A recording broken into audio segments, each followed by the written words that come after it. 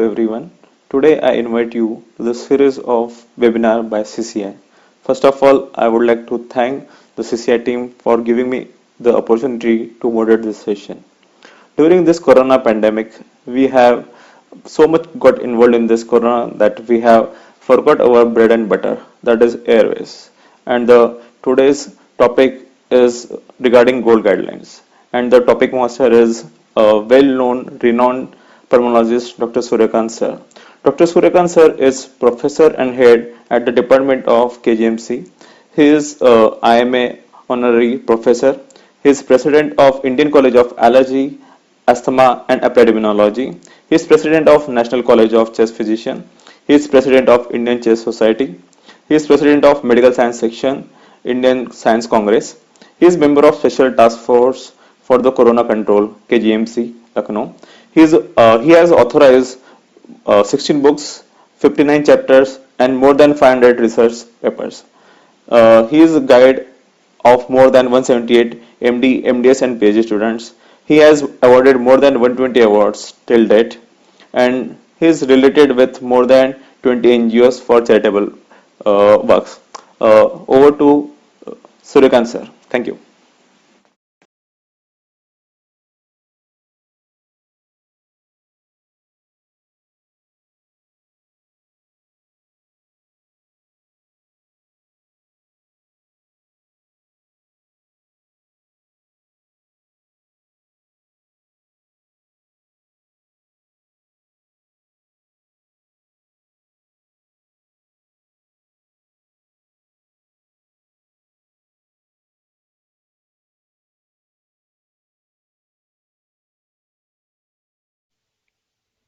Dosto, namaste. So, welcome all delegates for this wonderful academic night. As the name given by Dr. Krishna, Guruvar ki Raat, Guru ke Saath. So, very fantastic name, very fantastic night. So, welcome all delegates, all members of Chess Council of India. I really want to congratulate the whole team of Dr. Krishna and others, and of course, want to thank for giving me this wonderful opportunity for tonight academic this great mega event of webinar on gold 2020. So gold 2020, as you know, it's a global initiative for chronic obstructive lung disease. It's a basically international acclaimed guideline initiative for the chronic obstructive pulmonary disease. And as you know, the history of any disease or anything is very important because history always correlates with the roots of anything. And you know, if you see the roots of a plant, they are very important. If the roots are strong, the plant will have good flowers, good leaves, good greenery, good oxygen protection. Everything is good. So just go in the roots in the history of gold. So in the late 1990s, COPD was considered a major, of course, public health problem. It was the fourth leading cause of chronic morbidity and mortality in the United States and sixth globally. This encouraged the US National Heart, Lung and Blood Institute and the WHO to create and develop the Global Initiative for Chronic Obstructive Lung Disease, better known as GOLD, which came into action from the year 1997. So almost 23-year-old body. So if you see the chronology of gold, you can see from 1998 to 2000, it was called as the NHLBI WHO workshop. From 2001 to 2005, there is 2001 report updated in 3, 4, and 5. And later on, it was revised in 2006, updated in 2007, 8, 9, 10. And later on, revised in 2011, updated in 13, 14, 15, and 16. And later on, revised every year since 2017 onwards. So it is revised in 17, 18, 19, and updated 2020. So tonight we will discuss this 2020 gold guidelines. As you know, this is the definition of COPD.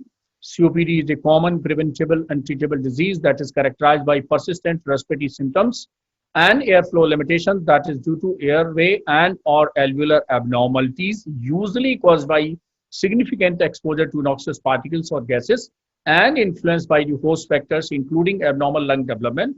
Significant comorbidities may have an impact on morbidity and mortality. I love this slide.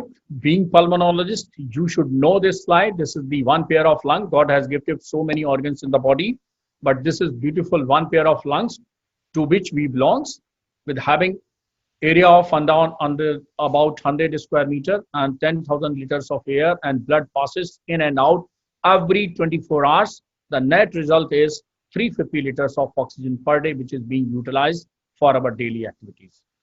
You see, have you ever thought of this thought that we breathe 25,000 times a day and we don't appreciate, we don't recognize? We can live without food for 3 weeks, we can live without water for 5 days, but we cannot live without air for not more than 3 minutes. This is the importance of ventilation. This is the importance of air, and this is the importance of you pulmonologists, we pulmonologists. So know your caliber, know your significance, know your importance.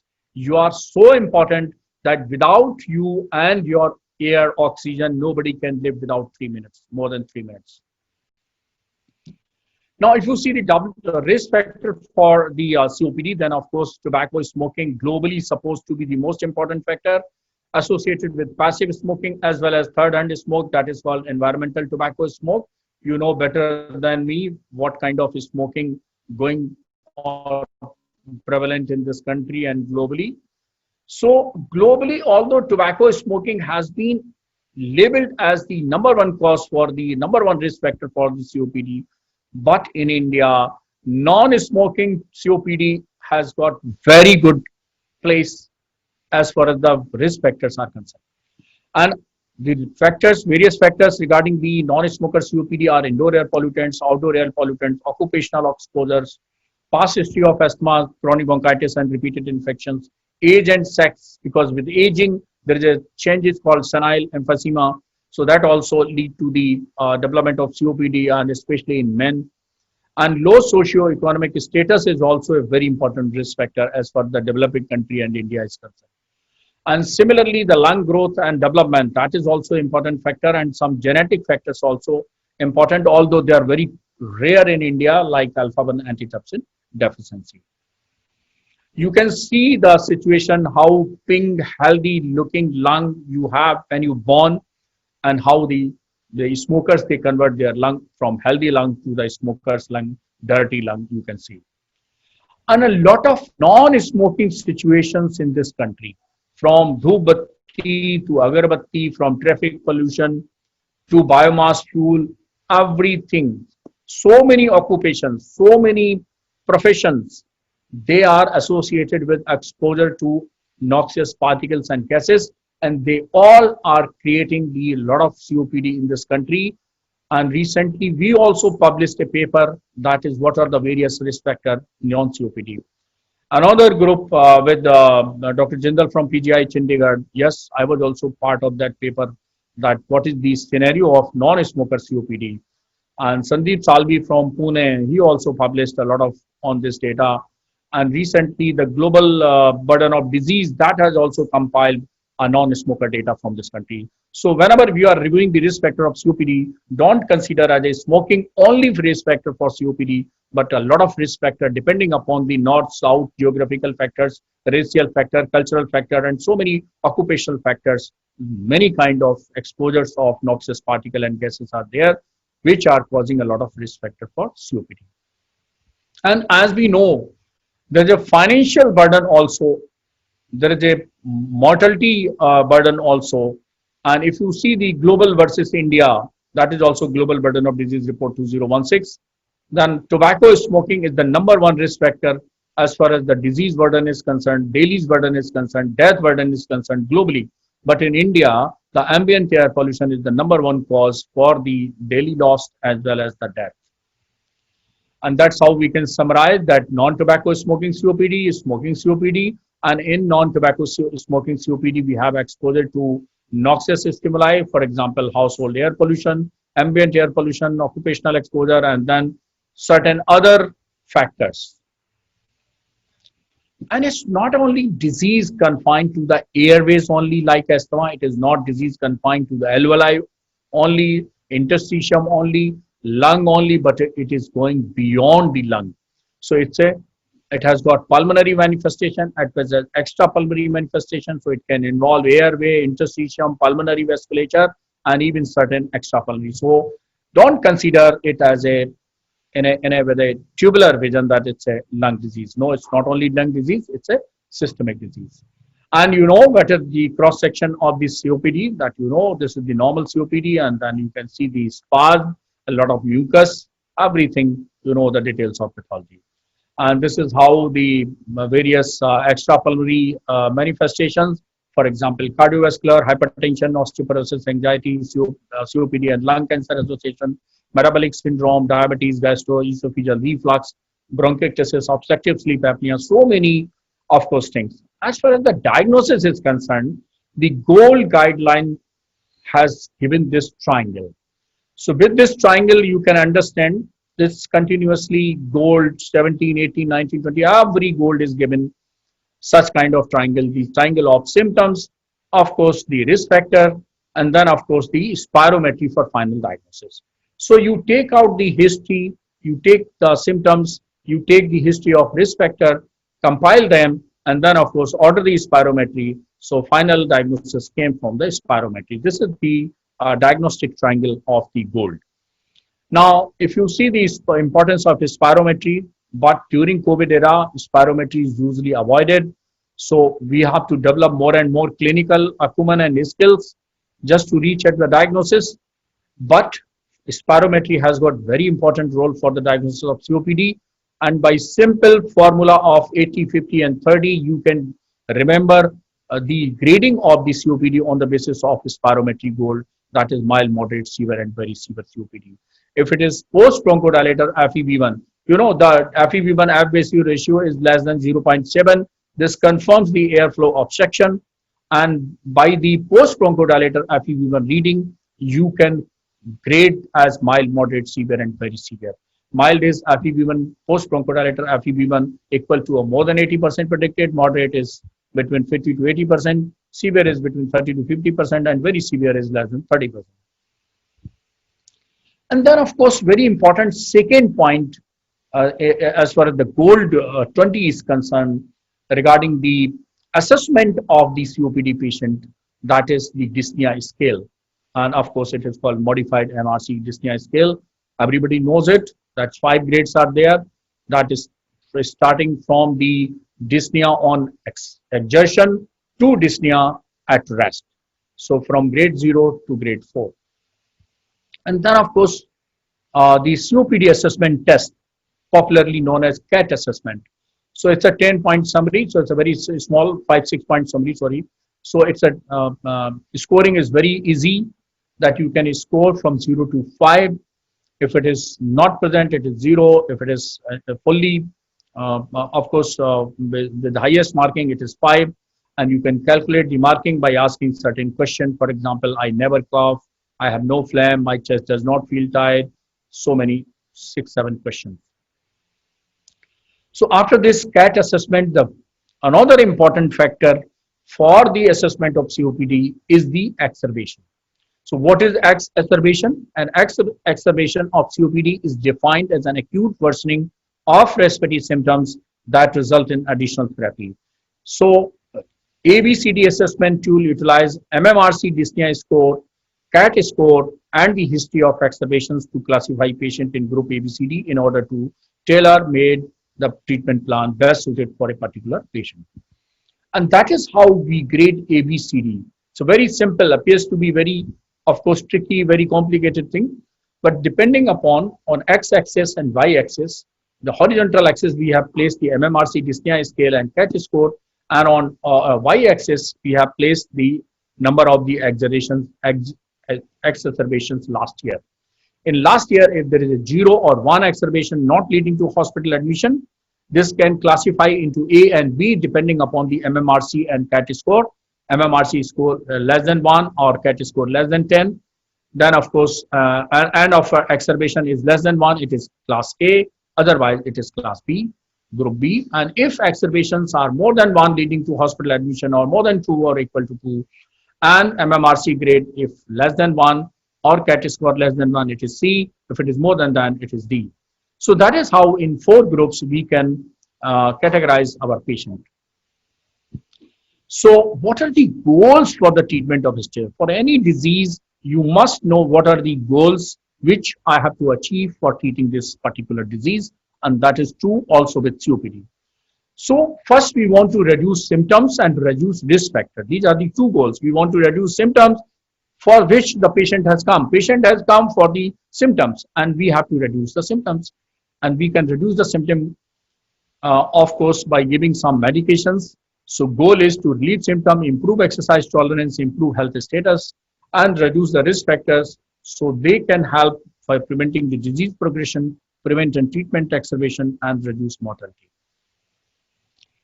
So of course, in goal 2020, they have divided into the management into two parts: the management of stable COPD and management of exacerbations. Now, how we plan the management of stable COPD, which daily in your OPD, in your clinics, you are attending such type of patient. So, goal 2020 proposes a tailored approach to initiate treatment based on level of symptoms and risk of exacerbations. Treatment can be escalated or de-escalated based on the presence of predominant symptoms. In addition to the pharmacological treatment, patients should receive general advice on healthy living, including diet, pulmonary rehabilitation, physical exercise, and vaccination. Now, coming to the number one, that is the identify and reduce exposure of the various risk factors. Use of appropriate bronchodilator therapy, and according to the goal 2020 ABCD group. And third point is review, assess, adjust, and number four is the follow-up. These are the 4-point policy for the management of stable COPD. So let us see one by one.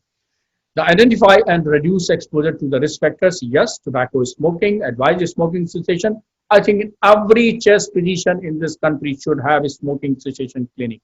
We in the respiratory department, King George Medical University, have wonderful tobacco cessation clinic. So here counseling and then assessment and then advice, everything is being done, follow-up also being done. So this is my personal request, as Dr. Krishna had mentioned tonight, as the Gurwar ki Raat, Guru ke Saath. So that is my advice as a Guru, that every chest physician in this country should have a tobacco cessation clinic. So it's a wonderful small initiative for the tobacco cessation. And also we should apply our vision, our resource, and of course our interaction with the patient and attendant. If there is any indoor air pollution, outdoor air pollution exposure, so that should also be reduced. And of course they decrease the occupational exposure. So whenever you take the occupational history, you can advise accordingly for reducing the occupational exposure. Number two is the pharmacological treatment. You see, of course, the patient has come for the symptom relief, and the symptom relief is best done by the, of course, prescribing the medications. A lot of medications are there. For example, SABA, short-acting beta-2 agonist, LABA, long-acting beta-2 agonist, SAMA, short-acting muscarinic agent, LAMA, long-acting muscarinic agent. Combination of LABA, LAMA, ICS, or even triple drug combinations are available. LABA, LAMA, ICS. Then methylxanthines, very popular drugs in India, for example, phylline, terifylline, doxorubicin, and so many others.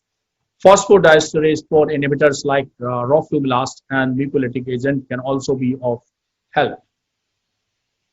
So this is the list which you will find on GOLD guidelines, of course, on website, that you will find the short-acting beta-2 agonists like levosalbutamol or salbutamol.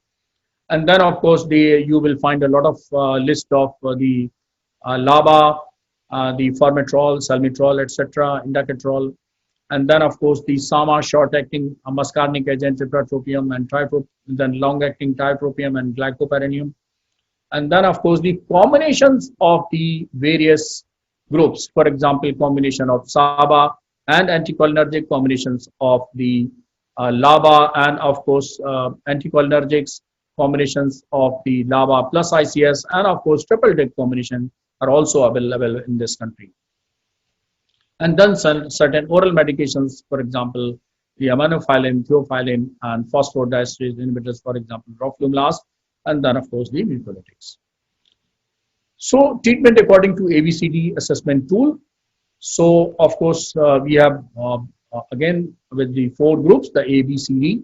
For group A, mainly you use a bronchodilator, small single bronchodilator you can use. For group B, this is according to GOLD guidelines. But the unfortunate part is that most of our cases, they are coming to C or D. We are the chest physicians, and usually we are getting the referred cases from the general physicians. And unfortunately, we are not getting the COPD at initial stages. So most of the patients we are getting in group D, where we usually have to use all three kind of drugs, that is LAMA, LABA, as well as the ICS. So where we should use such kind of drugs, we will go by one. For example, in group A, as you know, the MMRC scale 0 to 1, CAT score less than 10, or one moderate exacerbation without hospitalization. So of course, bronchodilators to be used. For group B, the LABA or LAMA can be used. For group C, LAMA can be used, or preferably. And for group D, the most advanced, the COPD patients, we can use the LABA, LAMA short acting drugs SOS basis. And of course, we can also use the inhaled corticosteroid depending upon the blood eosinophil count. If it is more than 300, we can use the ICS also. This is the new recommendation. Depending upon the eosinophil count, we can, previously we were using the number of exacerbations and of course the bronchodilator reversibility a little bit. So that were the criteria. Now it is the eosinophil count. And the simple cycle that adjust the doses, escalate or de-escalate depending upon the control, review again and again the symptoms, mostly dyspnea and exacerbations, and assess again the patient. Always assess the inhaler technique, the of course the punctuality, sincerity, and regularity of the inhaler therapy, and of course the smoking cessation, the avoidance of dust and fumes. All kind of things they should be reviewed and assessed periodically. Then a follow-up pharmacological management. If response to initial treatment is appropriate, then maintain it. If not, then consider the dyspnea, the other symptoms, the exacerbations, and of course, then you can follow up accordingly. So for dyspnea, of course, you have to choose, you have to switch over either the LABA or ICS, or DABA or LAMA or ICS, depending upon the eosinophil count, depending upon the, and of course, you can also select whether this device, inhalation device, is suitable for this patient or that patient. So as far as the pharmacological agent is important, same time the device, inhalation device, is also important. Which patient fitting for the DPI, which patient fitting for the MDI plus spacer. Mind it, as a guru, I would advise never use any MDI without a spacer. Although there is no guidelines showing that the spacer device is mandatory for MDI, but as a guru, tonight, Thursday night, with Guruvar ki Raat Guru ke Saath, as the slogan given by Dr. Krishna and from the Chess Council of India. So I'm reminding again and again that so many times I will not only teach you as a teacher, but rather I would preach you as a preacher or guru. So that is the difference between teacher and guru. Teacher only teaches the evidence-based. Guru also gives you some things, some tips based on experience-based. So teaching is basically by two ways. Learning is basically by two ways: evidence-based as well as the experience-based. So guru means evidence-based plus experience. So my experience says that yes, always assess the pharmacological agents, same time you always assess the device also. So in my personal prescription, I have never prescribed MDI without a spacer, and that is my suggestion to you also. Please don't waste your time, patient time, attendant's money. Always prescribe MDI with a spacer. You don't prescribe without a spacer. And of course, every 6 monthly or 1 yearly, you have to change the spacer as well as the TPI device. So if exacerbation, then of course you have to act accordingly. And for preventing the exacerbation, if it is mainly chronic bronchitis disease or FEV1 is less than 50%, you can take the help of roflumilast in certain subset of patients. And if In former smoker, it means ex-smoker category, you can also try azithromycin depending upon your experience. Whatever the, if you have a good experience, you can use. If you don't have the good experience, you can omit it. Then, of course, the follow up of non-pharmacological treatment, that is also important. Education and self-management, very important. Always, whenever a patient coming to your clinic, your hospital, your nursing home, always try to have at least one demonstration of the inhalation device, whether it's a DPI or it's MDI plus spacer or your certain amount of patients who are on nebulization. You always have to check the inhalation device as our resident is doing in our ward and OPD. Then, of course, physical activity and pulmonary rehabilitation. You see, the pulmonary rehabilitation has been propagated internationally in last 1 decade in a big way. And what is the focus? By the machines. I have seen the pulmonary rehabilitation centers in big corporate hospitals. They are having more machines than a gym. I don't know whether you are a pulmonologist or you are a gym trainer. It's kind of machine, mind blowing. My God, when I entered the, of course, rehabilitation center, I just confused whether I'm in a gym or I'm in a rehabilitation center. Simply in Department of Respiratory Medicine, King George Medical University, you can see this hall. Everybody is practicing yoga. Simple yoga practicing. This is not my Dr. Surikant's experience. No, it is evidence-based also. I will show you that AIIMS Delhi has done a wonderful study under the leadership of Dr. Guleria. Right now, he's the director of AIIMS Delhi. That's pranayam, yoga, works in patients of COPD. End of life and palliative care, very important. So, when nothing is working, then of course, the palliative care is very important and you have to interact with the patient. Don't say, now I don't have to offer anything for you. If you can afford, you can go for the lung transplant, everything is over. No, don't say like this. Be positive, be sympathetic, because one of my teachers says that it may be allopathy, it may be homeopathy, any pathy of the medicine. But what is more important is sympathy. So be sensitive, be sympathetic, be pathetic to all your patients. Always post that yes, some ray of hope is still left with you. Some kind of positive energy is still with you. Don't let them desperate. And of course, you always think of nutritional support also. Because COPD is not confined to the lung, it's an extrapulmonary disease also, and nutrition is a problem, cachexia is a problem. So always take care of nutrition also. So interaction, kind of counseling is very important with COPD patient or for any disease which is chronic. Vaccination is very important. All 2 vaccinations, the pneumococcal vaccination as per the guidelines, the influenza vaccination as per the guidelines.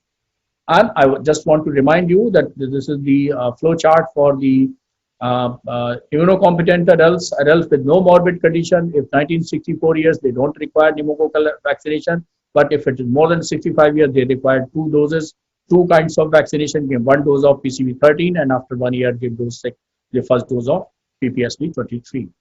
And for those with comorbid condition, then of course 1960 years give 1 dose of PPSV23. For those more than 65 years, same kind of schedule can be given. Influenza vaccine, preferably quadrivalent influenza vaccine can be given once a year. And oxygen therapy, as per the guidelines, you know that PaO2 less than 55 millimeter of mercury or oxygen saturation less than 88% or associated with cold pulmonale. Then, of course, or the erythrocytosis, of course, confirm on ABG twice over a 3-week period. And then, of course, you can decide the LTOT, that is long-term oxygen therapy. So, as per the guideline, you can give the oxygen therapy also. And the management of exacerbation, very important. So whenever he or she in trouble or follow-up COPD patient, he wants emergency, of course, the support from you. So before considering the exacerbation management, you just see the differential diagnosis of COPD exacerbation. That can be acute pneumonia, pneumothorax, dual effusion, pulmonary embolism, pulmonary edema due to cardiac-related condition, cardiac arrhythmias, and always exclude because it's not every exacerbation symptom is not due to COPD exacerbation. There can be some certain differential diagnosis also. So rule out these differential diagnoses, then only we start the management of COPD exacerbation. And as you know, that exacerbation can be mild, usually treated by SABAs. Just add on the SABA, and of course, mild exacerbation will be controlled. The moderate can be treated with the help of addition of SABA plus antibody plus oral steroid on OPD basis, and severe you require the hospitalization. That's simple algorithm. So potential indication for hospitalization, you know, that severity of symptom, acute respiratory failure, onset of new physical signs, for example, cyanosis or peripheral edema, failure of an exacerbation to respond to initial medical treatment, presence of serious comorbid conditions, insufficient home support, local resources need to be considered. And then after hospitalization, you have to decide whether this is no respiratory failure, whether this is acute respiratory failure, which is non-life threatening, or acute respiratory failure life-threatening. And depending upon your setup, for example, you are running an OPD setup, so you can go the management you can opt the management of no respiratory failure cases. And if you are having a good quality of nursing home, then of course it is not life-threatening. Yes, you can entertain such patient. But my sincere advice, then I would say as a guru, that if patient is in acute respiratory failure, which is life-threatening, patient should be referred to a tertiary care hospital, which is having, of course, a lot of expertise and a lot of other facilities, and usually try to refer in a government setup, because these are the patients which are having a risk of mortality. And of course, nowadays it is very difficult to deal with such kind of patient. If you are competent enough, if you are having the full security at your clinics, full confidence, full facilities, then of course you can try to manage these patients. Otherwise, you can refer to a tertiary care hospital or a well-established center, usually government one. So no respiratory failure means the respiratory rate is 20 to 30, no use of accessory muscles, no change in mental status, means patient is fully conscious, hypoxemia improved by supplemental oxygen, normal PCO2. So patient was in type 1 respiratory, impending type 1 respiratory failure, not in respiratory failure, but the moment you give oxygen, saturation is maintained, so you can very well control even in your OPD setting. Acute respiratory failure, non-life-threatening, means respiratory rate is more than 30 minutes, use of accessory muscles, still no change in mental status, hypoxemia improved by supplemental oxygen, and increased POCA2 a little bit. But acute respiratory failure, life-threatening, means respiratory rate more than 30 minutes, use of accessory muscles, acute change in mental state, patient is unconscious, unable to understand, hypoxemia not improving, increased PCO2, acidosis, pH is less than 7.25. So if this is the condition, of course, you have to refer the patient according to the suitable facility. Management of severe but not life-threatening exacerbation, as usual with guidelines like assessment of severity of symptom, do blood gases analysis, do a chest X-ray, administer supplemental oxygen, or monitor with the patient ABG, of course, and pulse oximetry, give bronchodilator, increase the doses and frequency of SABA, combine short-acting beta-2 agonist and anticholinergic, consider use of LABA, when patient becomes stable, use a spacer. Nowadays, COVID era, yes, spacers are preferred over the nebulizers. So that's why more and more use of MDI and spacer. Consider oral corticosteroids, consider antibiotic when signs of bacterial infections are present in terms of purulence, in terms of fever, in terms of increased leukocyte count with the increased neutrophils. Consider non-invasive mechanical ventilation, NIV. And at all times, monitor flu valence, consider subcutaneous heparin or low molecular weight heparin for the thromboembolism prophylaxis, identify and treat associated conditions. And local resources need to be always considered. Indications for respiratory or medical intensive care unit admission, they depend upon if severe dyspnea that respond inadequately to the initial emergency therapy, changes in the mental state, confusion is there, lethargy is there, patient is going in coma, persistent or worsening hypoxemia despite supplemental oxygen, need for invasive mechanical ventilation, hemodynamic instability, need for vasopressors. So always see the local resources, and of course, if need be, you can refer the patient. Indications for NIV: very simple: respiratory acidosis present, severe dyspnea, persistent hypoxemia despite supplemental oxygen therapy. Indications for invasive mechanical ventilation: unable to tolerate NIV or NIV failure, just wait for maximum 1 hour on FIV if the patient is failing, or if the patient is deteriorating even before 1 hour, switch over to the, of course, invasive mechanical ventilation. Status: post-respiratory or cardiac arrest, diminished consciousness, psychomotor agitation, inadequately controlled by sedation, massive aspiration, persistent vomiting, persistently inability to remove respiratory secretions, severe hemodynamic instability without response to fluids and vasoactive drugs, severe ventricular or supraventricular arrhythmias, life-threatening hypoxemia. So all such kind of patient is unable to tolerate NIV, patient should be switched over to invasive mechanical ventilation. What are the discharge criteria and recommendations for follow-up? So when the patient is stable, see the discharge criteria, the full review all clinical laboratory data, check maintenance therapy, reassess inhaler technique, ensure understanding of withdrawal of acute medications, assess need for continuing any oxygen therapy. If LTOT is required, you can demonstrate the patient, you can train the patient attendant, provide management plan for comorbid condition, and follow-up, ensure follow-up arrangement for 4 weeks and then 12 weeks. All clinical or investigational abnormalities have been identified. So then, of course, follow 1 to 4 weeks, 4 weeks follow-up, then 12-week follow-up, and similar kind of investigation, similar type of assessment should be done. A word about the surgical management of COPD, because this is the era of interventional pulmonology. When we were the resident, there was no teaching for the interventional pulmonology. I'm talking of early 90s. I passed my MD in 1993. So at that time, usually interventional pulmonology was not developing. In last 1 decade, the interventional pulmonology has developed in a big way. So you should know that lung volume reduction surgery, interventional bronchoscopy, bronchoscopic stenting, valve, and so many things are coming up with the bronchoscopic procedure. And then, of course, biological lung volume reduction surgery with the gel and other thing. And third, last thing, the thermal airway ablation with the use of steam vapor, that is also coming up in a big way. So surgical bulectomy can be done if there is a large bulla. And with very severe COPD and without relevant contraindication, lung transplantation may be considered. So now in India also a lot of centers, especially I would name the in South India, a lot of centers are in Chennai, Bangalore, and so many other places are there. So the lung transplant is also coming up in a big way, and of course, patient has to be screened up for the indication of lung transplantation, and then of course referred. At least this planning should be done 1 year back, and then of course the patient can be screened, then referred, and after referred there is a waiting time, and then of course the transplant can be done at appropriate places. And it has become cheaper also. I know certain centers in India which can do one lung surgical transplant even within rupees of 10 lakh. So that's how this has become cheap also, convenient also, and well practiced. And now experienced surgeons are also available in the country.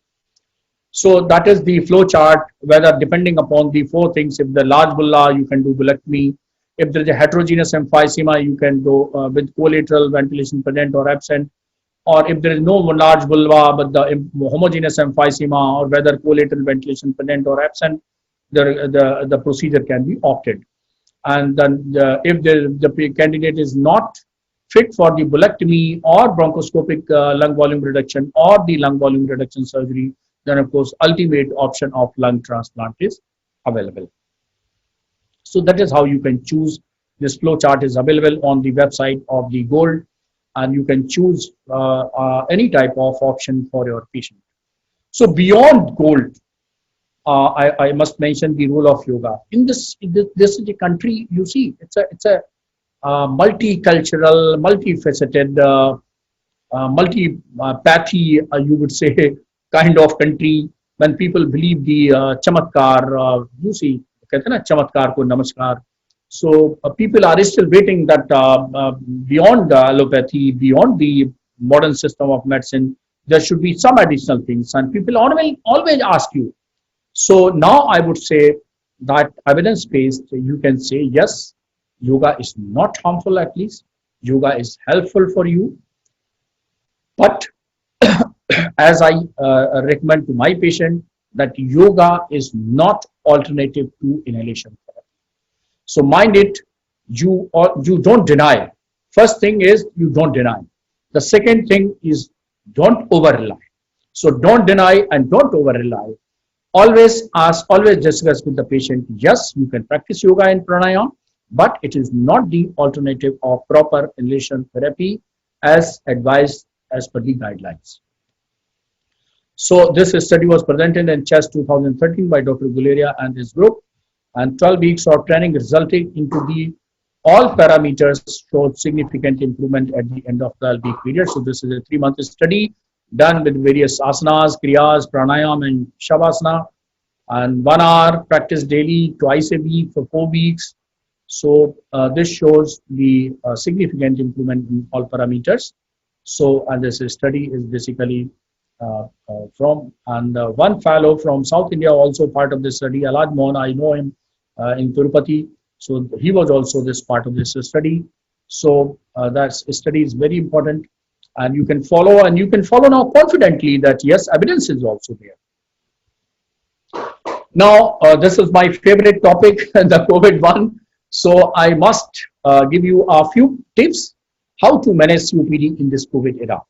Patients living with COPD represent a vulnerable population during the coronavirus disease 2019.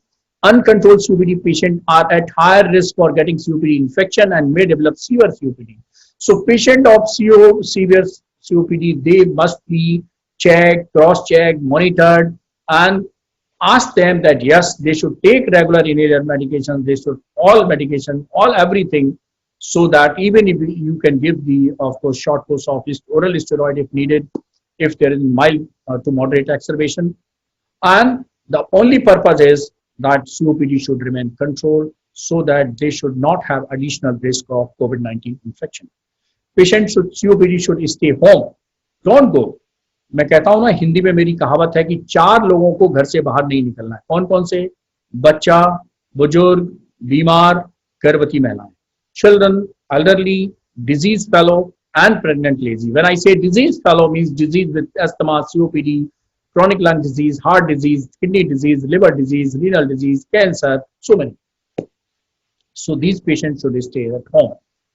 And patients should wash their hands, of course, hand wash, very important preventive device for the COVID-19. Consider having at least a 30-day supply of all medications in advance on hand to reduce the need for leaving the home. So always have a stock, good stock of all medications which you are taking.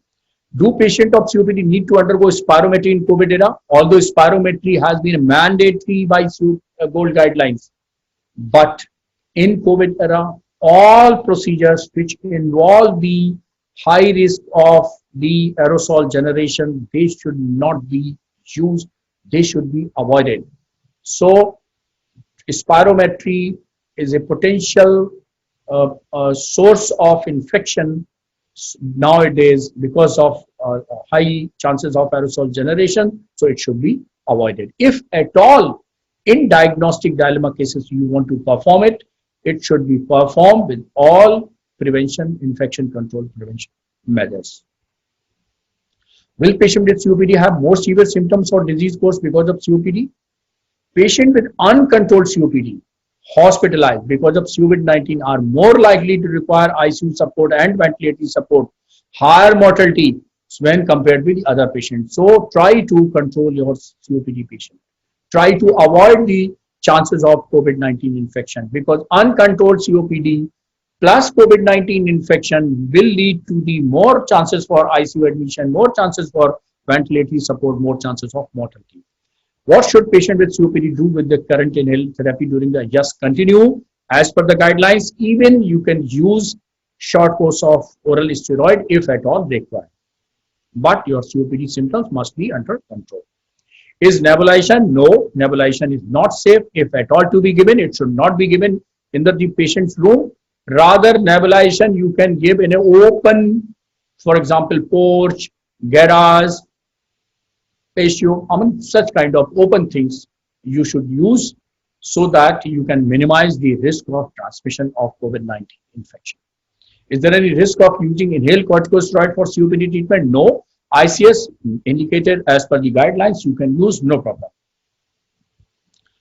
So, in last but not the least, as you have organized this night as the Guruvar ki Raat Guru ke Saath, and I mentioned Guru means teacher plus experience. So, teaching with preaching is of course from the Guru. So that's why I would say that my personalized and management of COPD is the platinum. So there is no need to remember gold. Always why platinum is better than gold.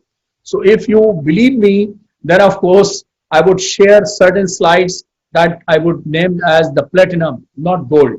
Most of us COPD cases in severe cases, very severe state or in exacerbation. That is true? Yes. So my approach is patient is coming to you for a miracle, not for your knowledge. आप कितने ज्ञानवान हो, कौन सी degree में आपको medal मिले, कितने आपने कॉन्फ्रेंस सर्टिफिकेट लिए, how many shields you are having in your clinic at your drawing room, that doesn't matter for the patient. What does matter to the patient? Doctor साहब कुछ ऐसा करिए जो जादू हो जाए, मेरा मरीज जो बैठ नहीं पा रहा है वो दौड़ने लगे. Everybody wants such kind of miracle from you. And the good doctors, they are known. अरे डॉक्टर साहब उनके हाथ में तो बहुत शिफा था, उनके हाथ में जादू था. So this jadoo you have to develop if you want. So my personalized platinum approach is not the gold approach. Gold is from WHO or other bodies. My personalized Dr. Suryakant approach is the platinum approach, and what it says, treat aggressively to begin with for 1 week. So treat the patient according to my or your individualized perception. And then, of course, you can go to the gold. This is the next choice. For 1 week, whatever you want to offer the patient, you offer. If you think that yes, patient will got better response with one week short course of oral prednisolone 20 milligram once a day, yes, why not you prescribe? Patient want miracle. So, and then of course you can de-escalate. Yes. So as I used to say for last more than 20 years, that learning is based by 2 ways, evidence based, that is gold, and experience based, which is platinum. But of course, experience should come from a proper experience.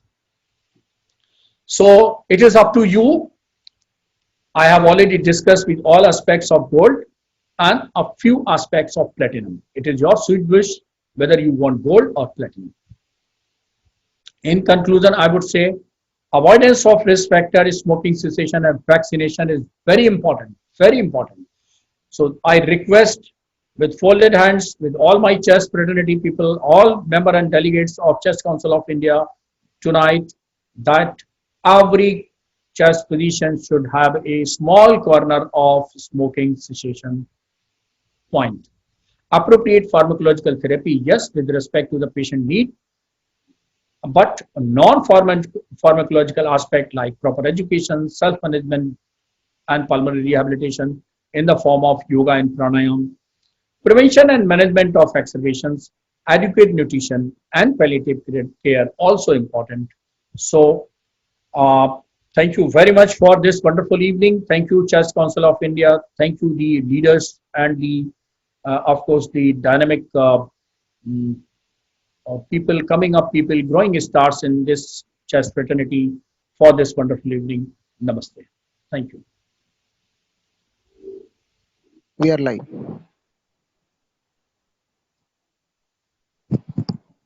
A warm good evening to everyone. Indeed, a wonderful talk by Dr. Suryakant sir. Sir, one question for you. Yeah. Is the smoking the only risk factor for COPD, or there are many other factors also? Actually, when this gold guideline started since 1997, so initially the COPD and smoking, they were thought to be synonym. Whenever there is a history of smoking, there is of course a possibility of COPD. But in last 20 years, this perception has changed, especially in developing countries, especially if you talk of our country. Then now a lot of non-smoking factors responsible for COPD, they are coming up. And a lot of studies, review articles, original articles, they have been published. Recently, the Dr. Jindal published a very beautiful article on non-smoker COPD. I was also fortunately co-author in that article. And previously, Dr. Sandeep Salvi from Pune, he also a good, wonderful job on non-smoking COPD. And then comes the global burden of disease data that shows that even sometimes more than 50% cases in India, they are due to non-smoking causes.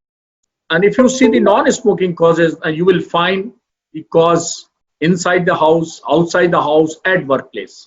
So I divide into three parts. Inside the house, the indoor air pollution. Outside the house is ambient outdoor air pollution. At workplace, there's a lot of occupational exposure.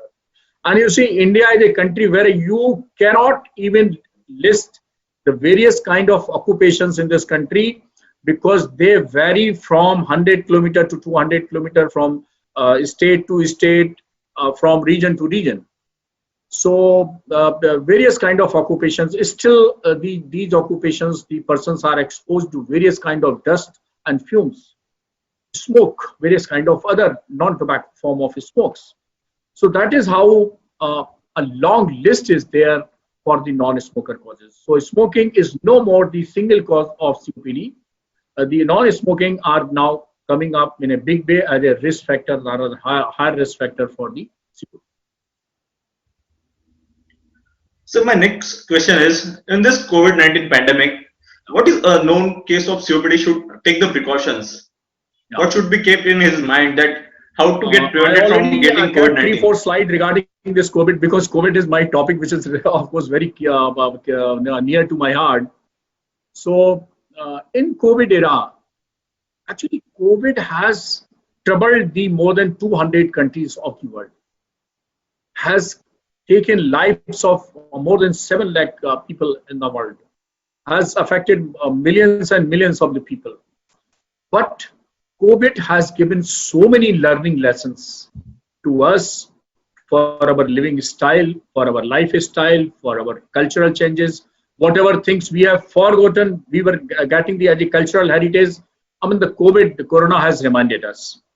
So similarly, the one important thing is that due to the increasing interventions, increasing the technology, increasing the machinery, more dependent on investigations, the COVID has given you knock that don't forget the clinical skills. Now your goal is saying that spirometry is mandatory for the diagnosis of COPD. Now nobody is doing COPD, but doesn't mean that we are not making the diagnosis of COPD. Nobody is doing spirometry. Hardly, I mean, spirometry has reduced around 90%, more than 90% in this country. But can you think that the diagnosis of COPD is not being done? Yes, it is being done. So again, I would say that COVID has given the opportunity to you to develop your clinical acumen and skill, do the capacity building as far as the history taking is concerned, as for the history taking of the occupational factors are concerned, exact history of sequence of event. For example, in COPD, there is a definite sequence of event. Smoker's cough, or usually professional related, occupational related cough, is the first symptom. That is the alarming system. First alarming symptom for the COPD. Then, of course, the expectoration comes into the picture, and then, of course, there is a duration get increased. Initially, it is mainly winter months. Later on, the change of season. Then, of course, it becomes the symptoms become perennial, and later on, gradually, breathlessness comes into the picture. And later on, extrapulmonary manifestation, for example, weight loss, cachexia, loss of appetite, weakness, tiredness, muscular weakness, of course, the vitamin D deficiency, more fragile bones, and then, of course, the chances of more, of course, the diabetes, hypertension, cardiovascular risk. So many things are coming. So that is the natural course of COPD. And now everybody has to learn this is the natural course of COPD, and the early you catch, better you treat, better the prognosis. In COVID era, you have to develop the capacity building for the clinical acumen, number one. Number two, of course, you have to diagnose even without the spirometry, number two, because the spirometry is a procedure where a lot of chances for increasing the infection.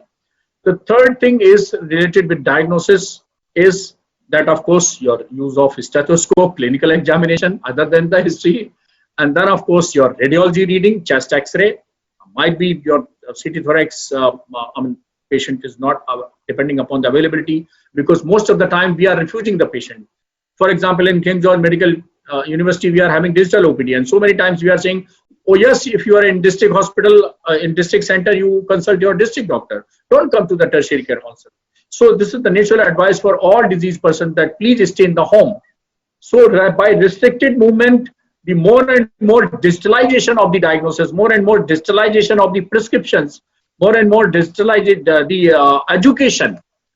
Now, so many our residents, they have educated the attendants. देखो ये सीख के जाओ, ये सीख के जाओ. अभी दोबारा आने का नहीं, 3 महीने तक नहीं आना, 4 महीने तक नहीं आना. So many kind of things are done. In emergency, we are taking the patient, we are dealing the patient, even hospitalization, doing hospitalization, but we are giving more training. When we were talking of education regarding the disease, nobody was interested. Now we are giving more and more.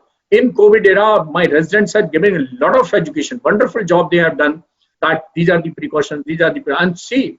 Whenever we talked of regarding air pollution, when we talked of the environmental tobacco smoke and other things, that please apply the mask. Nobody was wearing the mask. Now everybody is wearing the mask. So air pollution is reduced. Mask is being used. Physical distance is being used. This is all happening. That secondary infection is being reduced. The pollution is being reduced. So chances of exacerbation of COPD are naturally reduced. Chances of even the risk factor for the COPD, they are also reduced. So these are the various impact, natural impact of the COVID. Another thing regarding the treatment of COPD, what impact that of course, we are switching more and more toward the MDI plus spacer rather than nebulizer. As in my talk, I mentioned that personally, I never prescribed a single prescription of inhaler in my life, single prescription of MDI in my life without spacer. Hindi में हम कहावत कहते हैं कि भाई कुछ चीजें जोड़े में अच्छी लगती हैं, पति पत्नी, शंकर पार्वती, राधा कृष्ण, ताला चाबी, ये सब जोड़े में ही अच्छी लगती हैं. तो इनहेलर और स्पेसर ऐसे जोड़े में ही अच्छे लगते हैं. Don't prescribe MDI or inhaler without spacer. So that is my saying, that don't prescribe. This kind of thing, that more and more prescription of rather than less use of nebulization. If at all in emergency you want to use nebulization, then nebulization should be used not in the patient room, but it should be roam in the open. बाहर आपका चबूतरा है गांव का, बाहर आपकी चौपाल है, drawing room के बाहर आपका दरवाजा है, आपका पोर्च है, पोर्टिको है, पार्किंग है, ऐसी जगह, ओपन जगह पे जहां आप इस्तेमाल कर सकते हो नेबुलाइजर, वहां पे करिए. So such type of the treatment style, they are also being changed with the COVID. So a lot of changes have occurred in the of course disease profile, the exacerbation profile, the diagnosis profile, the treatment profile, and of course the preventive aspect, which most of the people are following with the physical distancing, keeping inside the home, and of course the mask, and of course the hand wash. So there is a question from Sakshi Batra. Yeah. As a student, she wanted to ask which is better, Budesonide or fluticasone? Which is better, salmeterol or formoterol? She want question from a teacher or guru. That would be.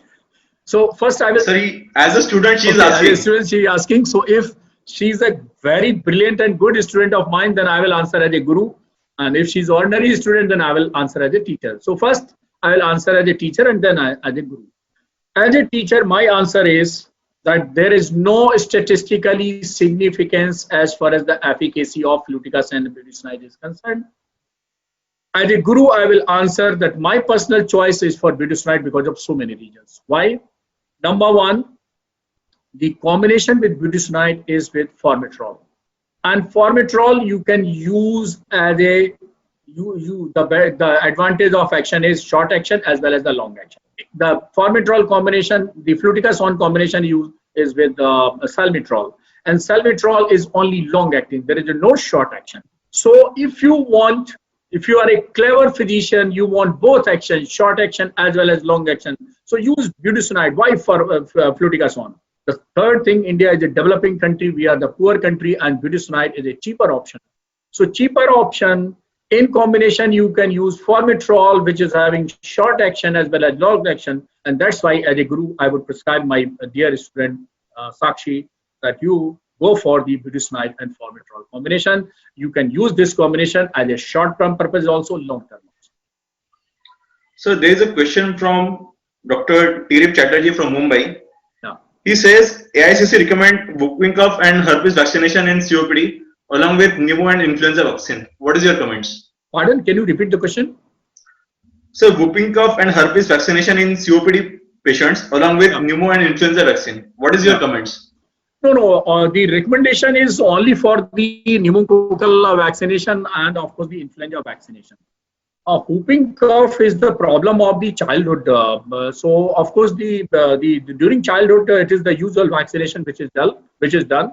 And of course, the recurrent respiratory tract infection can be prevented.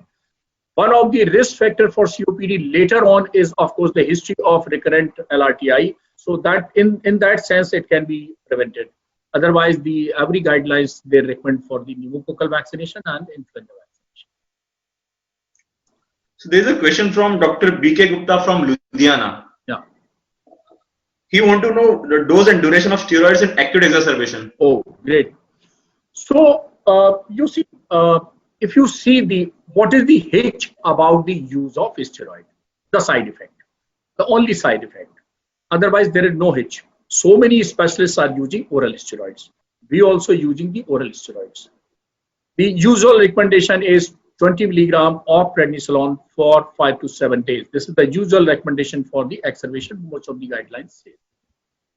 But if you see the 2 weeks, up to 2 weeks duration of prescription, there is no interference with HPA axis, hypothalamic pituitary adrenal axis.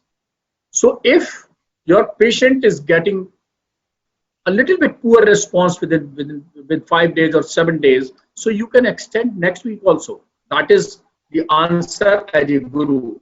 As a teacher, I will say 5 to 7 days, evidence-based, of course, most of the time, prednisolone, the 20 milligram of prednisolone, 5 to 7 days.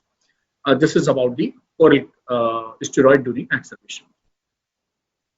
But you can extend for the 1 week. Nobody is stopping you. Ultimately, patient want relief, and you also want to provide the relief to the patient. So you can extend if the patient has not responded up to the mark with 5 or 7 days. So there is a question from Dr. Praveen. He is asking how many weeks after exacerbation we can do vaccination in COPD patients. No, you don't need to wait for vaccination. Now there is a policy that to begin with, as per the guidelines which I have told during the deliberation. As per the guidelines, you vaccinate the patient, and for example, if the patient is 19 to 64 years and having comorbid condition, so you can vaccinate at the 20 years. What is harm in it, as per the guidelines? So because the comorbid conditions, patient, if they develop a COPD later on, this is of course very vulnerable for the exacerbation. And the second thing is about the you said what duration? Duration after exacerbation. Oh, duration usually of patient comes to us with exacerbation. No, duration of the exacerbation. No, as you are planning for the discharge, exacerbations is over. You are planning for the discharge. You may vaccinate on the same day for both vaccination. On one side, pneumococcal vaccine, another side, influenza vaccine. No problem. So this is the discharge policy that once the exacerbation is over, you can vaccinate at the time of discharge only, no problem. So there is a question rather, from this is Dr. our Paresh KGMO Mohan. policy, rather our institutional policy. My residents, we are always vaccinating before the discharge. So there is a question from Dr. Paresh. Yeah. He is asking patient with COVID-19 positive with COPD, yes, with mild and moderate group, should be given nebulization, oral or injectable? No, nebulization is always avoided as far as the COVID-19 positive case is concerned. Any procedure which is increasing the aerosol generation should be avoided with COVID-19 patient. If at all, then of course you require a lot of setup, negative pressure, room, exhaust, 12 cycles of exhaust per hour. So, Aman, so many things are required.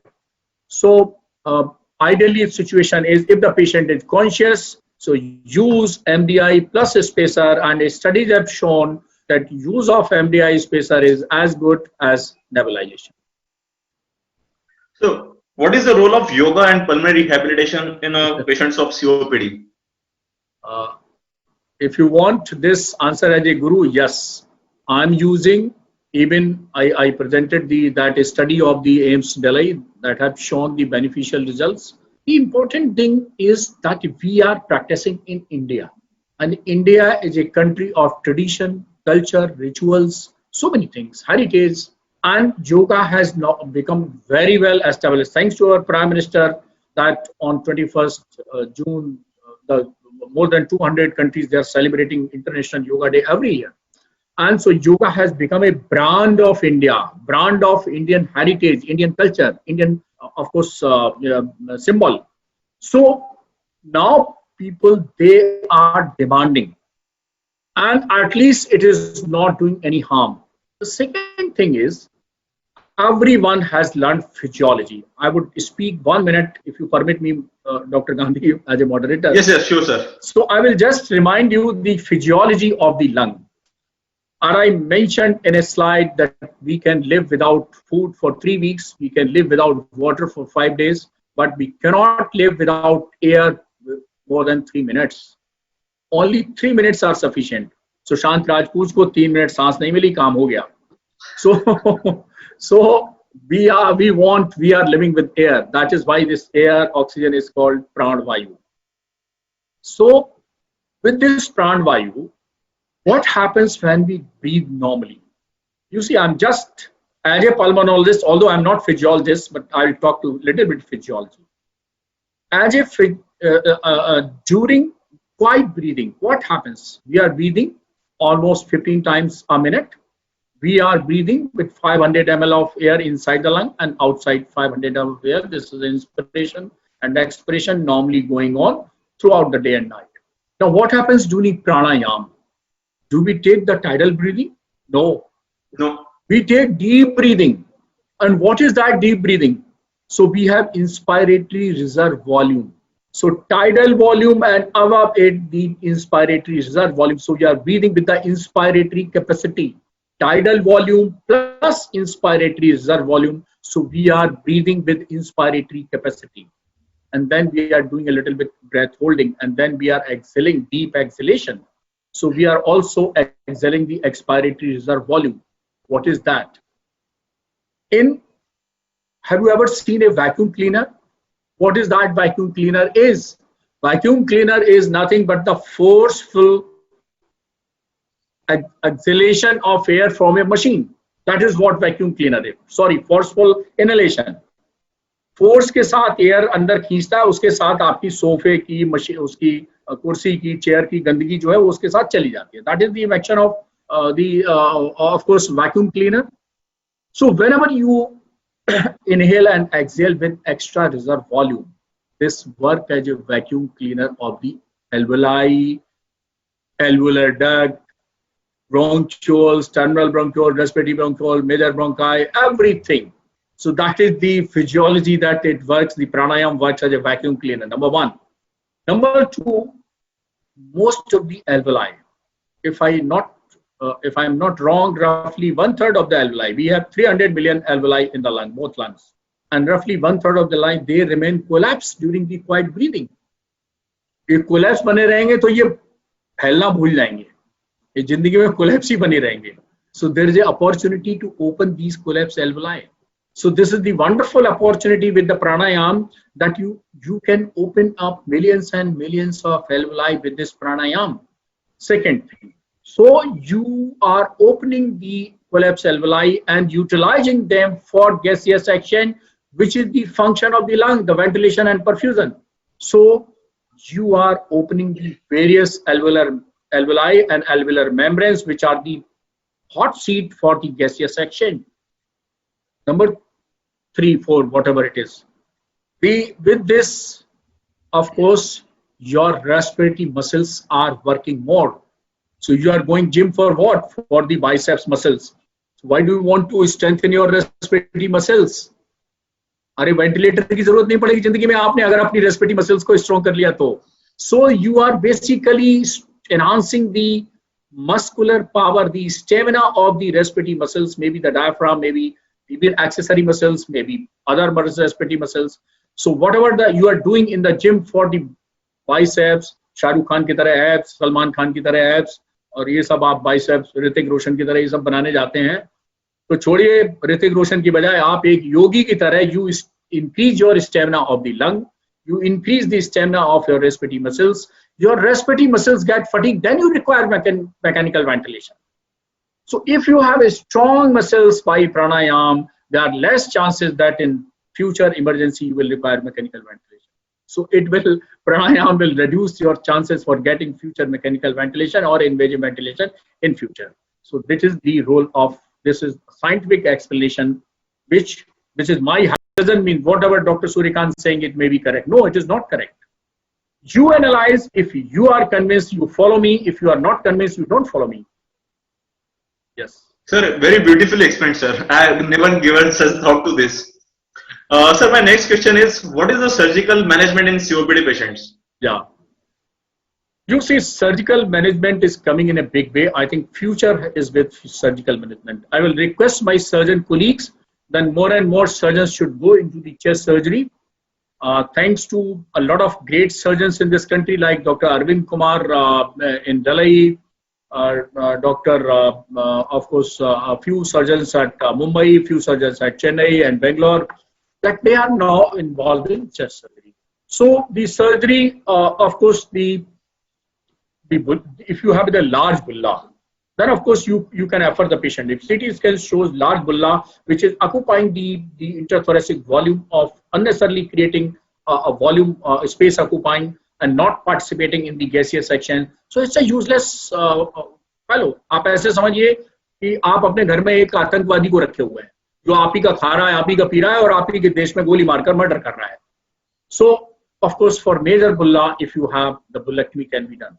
Number one. Number two, there is a role of the bronchoscopic volume reduction surgery.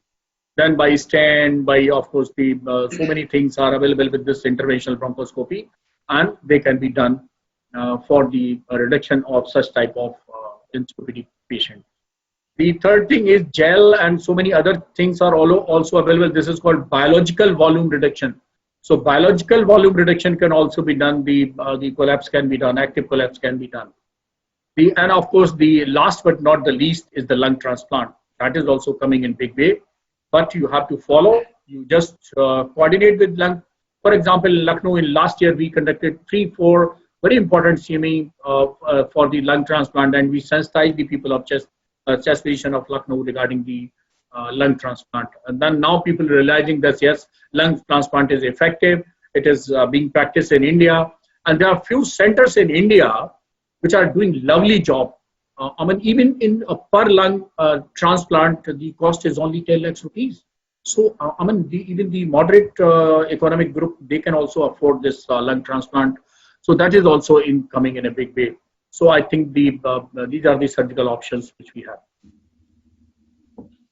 So my next question is, what do you think, is there any decrease in number of COPD bronchial asthma patient in this COVID era in the OPD? Because I am strongly feeling this. My perception is because 3-4 month lockdown period cannot reduce the incidence of asthma COPD, but definitely the hospitalization, ICU use, ventilatory use, and exacerbations, they have reduced in 5-6 months. Definitely. If we follow the same kind of mask, the physical distancing, of hand wash, and most of the time inside the house, then of course probably in 5 years, 10 years we can reduce the incidence of asthma. So there are no more questions now. Okay. Okay. Thank you very much, sir, for this wonderful session. Thank you, Dr. Gandhi. Very good. You are a very good moderator. Thank you.